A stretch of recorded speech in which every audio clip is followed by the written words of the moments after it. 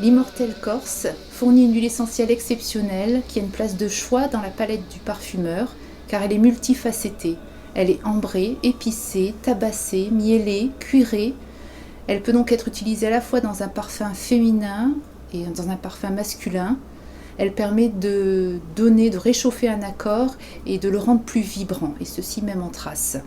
En cosmétique, elle est très recherchée car elle a une activité anti-hématome très puissante. Elle peut lutter contre le vieillissement de la peau. Elle est anti-inflammatoire et cicatrisante.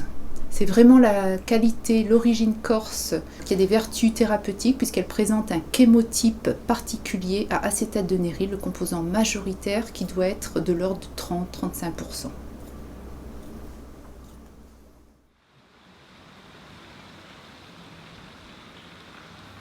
Entre la nature et l'émotion, il y a une profession, et c'est la nôtre. L'ADN de Charabot, c'est le naturel, en parfumerie et en arôme. Une nature revisitée par nos 2 siècles d'expertise, sublimée par notre créativité et confortée par l'appartenance au groupe Robertet, leader mondial dans les produits naturels. Pourquoi l'Immortelle Corse? Parce qu'elle est aussi authentique que son terroir, aussi particulière et incomparable que lui. Pourquoi les frères Co? Parce que c'est avant tout une belle rencontre, une rencontre vraie. Ces 2 druides des temps modernes nous ont accueillis avec leur cœur. Nous avons partagé avec eux l'expérience unique d'une distillation artisanale d'Hélicris et nous avons cru retrouver dans l'huile essentielle en train de naître la même étincelle que dans leurs yeux. Ils ont su raconter leur terre, leur expertise, leur amour et connaissance des plantes, mais aussi leurs préoccupations et difficultés. Nous avons su les entendre et nous avons su créer avec eux une nouvelle forme de partenariat. Donc la méthode de distillation est une méthode traditionnelle, artisanale. On dépose 1 ou 2 ballots dans la cuve, puis le distillateur rentre dans le vase à fleurs, va répartir bien à plat le végétal afin qu'il n'y ait pas de trous, qu'il n'y ait pas de problème d'effet de cheminée. On abat le chapeau et tout est verrouillé. Et là, la vapeur est envoyée donc afin de pouvoir extraire des molécules aromatiques. Il est important de noter que la vapeur doit être une vapeur de qualité sèche et sans pression.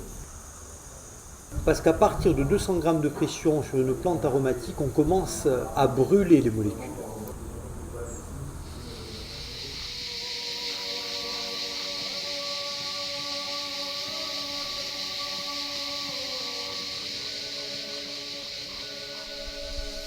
Donc étant conscient de la problématique de la gestion de notre patrimoine végétal en milieu spontané, ce qu'on appelle des plantes sauvages, nous avons mis en place en 2004 une charte de cueillette et nous avons mis également en place un cahier technique qui va permettre de donner les bonnes méthodes de cueillette. Ce qui permet d'avoir un végétal optimum et de pouvoir ensuite avoir une huile essentielle d'une qualité irréprochable.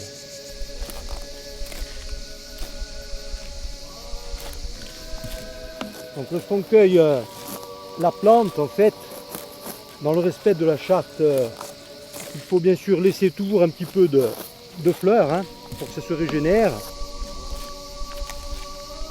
Donc c'est très important. Voilà, toujours laisser une partie verte et un petit peu de fleurs pour aider bien sûr au redémarrage donc, de la plante.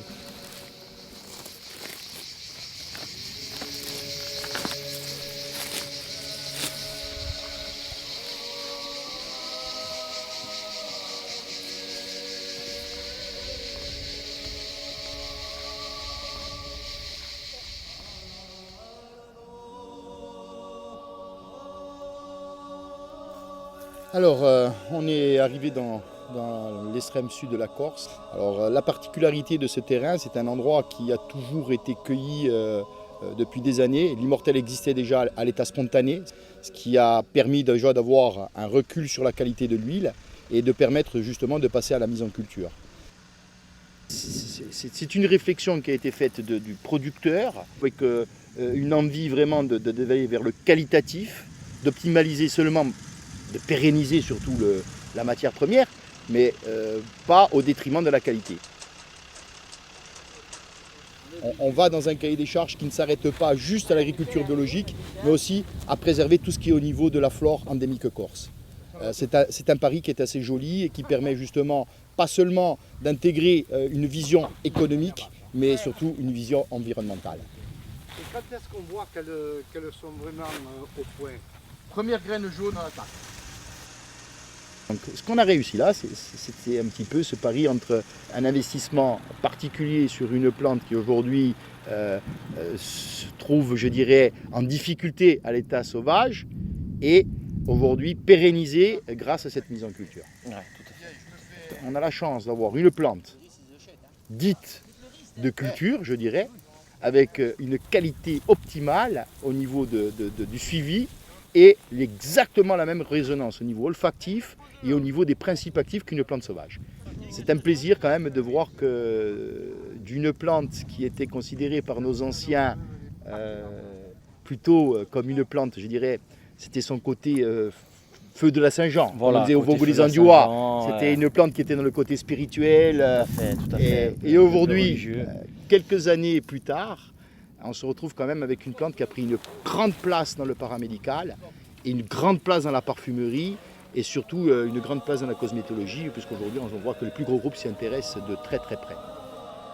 Je suis heureux de voir que cette terre d'origine d'Immortel a permis à la Fille du Soleil de se réaccaparer avec la main de l'homme un endroit qui est assez magique, c'est cette magie de fleurs, les hommes qui l'accompagnent.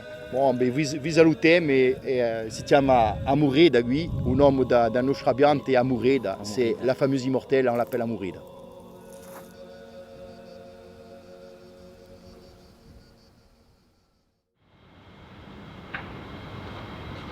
Quand on utilise des produits naturels dans nos compositions, on met vraiment de l'âme dans nos parfums. On raconte l'histoire de la terre qui les a portés, on fait voyager, on fait rêver. Sentir de l'essence d'Immortel, c'est pas comme sentir de l'orange ou de la cannelle, c'est beaucoup plus complexe, beaucoup plus mystérieux. Car oui, l'Immortel Corse est difficile à cerner, difficile à dompter aussi, parce qu'elle est très facettée. Quand on sent l'essence d'Immortel Corse, c'est vraiment la facette florale qui est mise en avant en fait. On sent des notes de rose, d'iris, de tilleul, de camomille aussi. On sent toute la chaleur du sol et le souffle des embruns méditerranéens. On voit du bleu, on voit du jaune.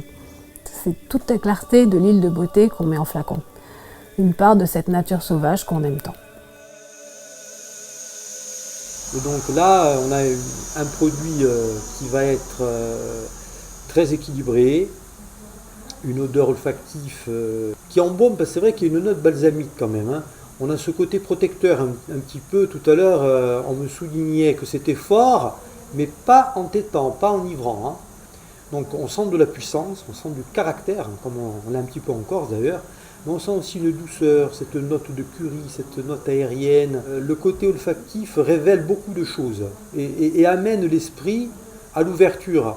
D'ailleurs, en olfactothérapie, on dit que l'huile essentielle d'Immortel de Corse, à préciser quand même, est l'huile du plexus solaire. C'est elle qui ouvre. Elle est vraiment dans le rayonnement que doit avoir le soleil normalement. L'aromacologie ou l'olfactothérapie est un aspect récent de l'aromathérapie qui s'intéresse à l'action des huiles essentielles sur le psychisme humain en stimulation olfactive. L'Immortel Corse est souveraine dès qu'il y a trauma, que ce soit physique, les œdèmes, ou psychique, les bleus de l'âme. Et dans ce cas-là, l'Immortel peut s'avérer réconfortante, antidépressive. Depuis 10 ans, les scientifiques lui découvrent de nouvelles propriétés. Notre R&D s'y intéresse fortement, notamment dans le domaine de la cosmétique. Et des travaux récents sur l'activité antigénotoxique de cette huile essentielle ont déjà été publiés. L'Immortel porte vraiment bien son nom.